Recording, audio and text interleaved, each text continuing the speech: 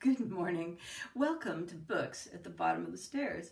I think today's little blurb is going to be a bit shorter because the double hook, that worked out right, Sheila Watson, is a very short book. It's about 120-ish pages plus an afterword, and I did not read the afterword because I did not finish the book.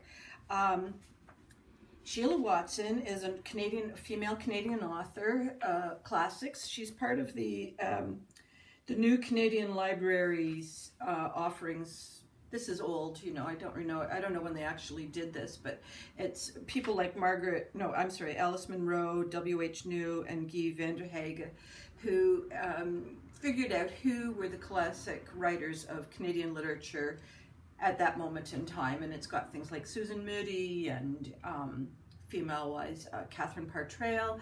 And so I decided last year, after going through the different classic books and realizing that I had read quite a lot of classics that are traditional Western classics, that I was either going to read classics from different countries, which was a lot of work at that time because I was pretty sick at the time, or I was going to read probably this accessible Canadian classics libraries offering, or suggestions, I guess.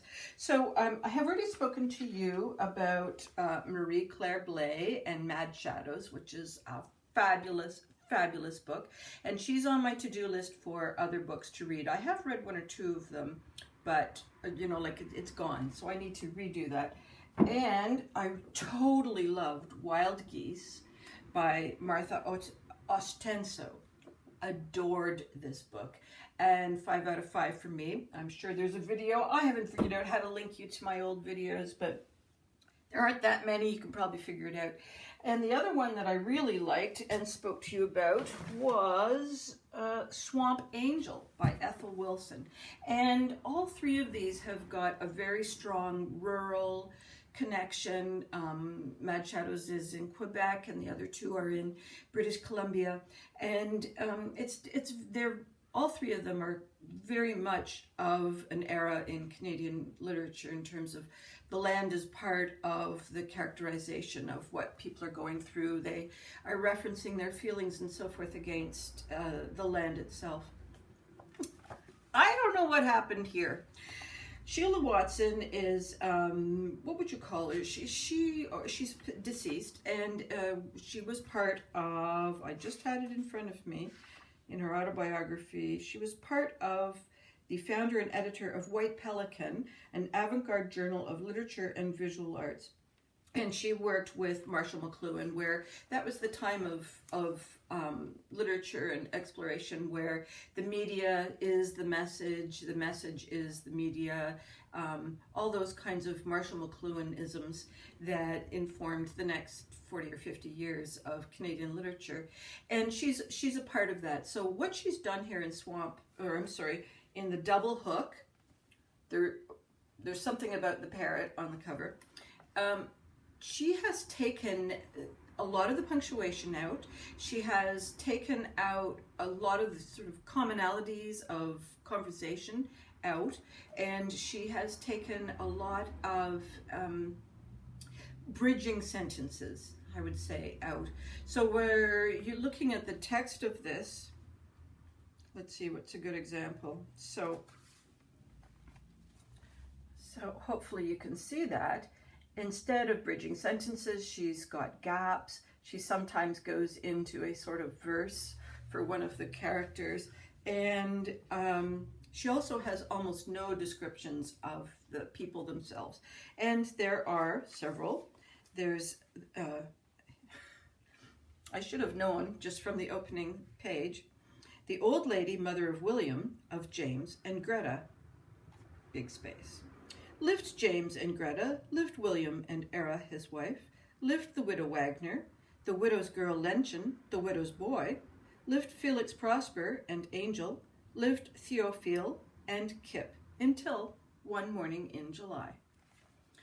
Okay, that's okay. I'm good with prose paragraphs and all that kind of thing. I thought, oh yeah, cool, this will be good. We just finished Beowulf, for heaven's sakes, so I'm ready. This book just doesn't go anywhere. I mean, talk about myopic.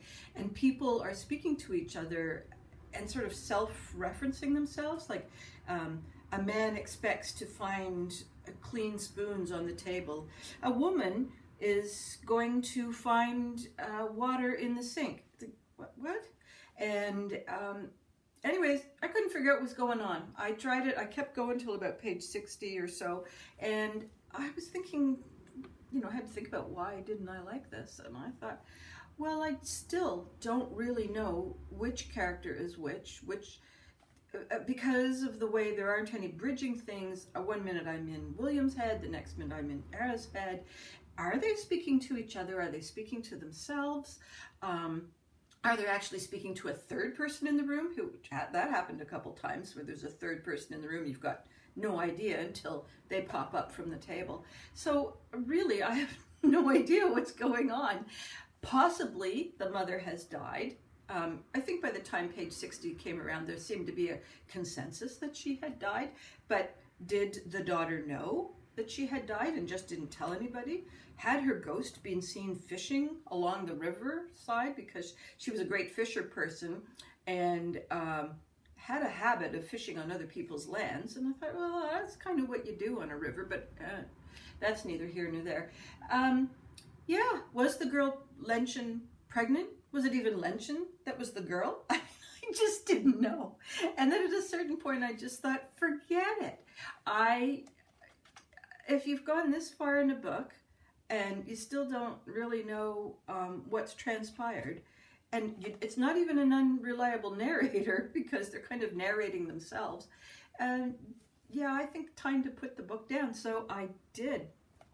So I was putting out the clothes, taking in the clothes off the clothesline yesterday, and I was having myself quite a blistering synopsis of what I wanted to say on this video. And of course, you know, between yesterday and today, I can't remember exactly what all I had to talk about. The parrot belongs to the bartender, of whom in the first 60 pages, the whole first part, we don't see the bartender at all. But then in the second part, James takes all the money out of the bank and goes to the bar. And that's where the parrot sort of materializes again. Now, that's where I quit, because he's taken all the money out. I don't know why he's in a tiff. I don't know why he's angry. I don't know why he's running away. Is he going away from a girl who may or may not be pregnant? Or is he just upset about his mother? Like, I don't know. Anyways, that's when the parrot shows back up. So I was kind of relieved to solve that little mystery, although whether the parrot had anything to do with the plot or not, I really couldn't tell you. So of all my smart remarks that I was making to myself out there in the backyard, I thought to myself, you know, they say if you're going to write a novel, do not tell, do not show. No, how's it go? See, I blew it. You're supposed to show, not tell, right? There we go. Show, not tell. Well, Sheila Watson does not show and she does not tell, so therefore does not finish. I thought it was a good joke. So the next Canadian women authors that I am going to seek, because this went a little quicker than I thought. The first one I'm hoping to find is The Imperialist by Sarah Jeanette Duncan, and I think I'm going to have to go through the university library to get that, because she's not in Halifax library in any way. And the other one I'm looking for is Earth and High Heaven by Gwyneth Graham. I think those are both much older books than these, and I think they're very pre-1940s kind of. Okay, well, I guess that's it for me. I have other books behind me to talk about, so I'm going to sign off, start a whole new video, and I'll check you out later. I hope all your reading dreams and adventures continues to come true. Bye-bye.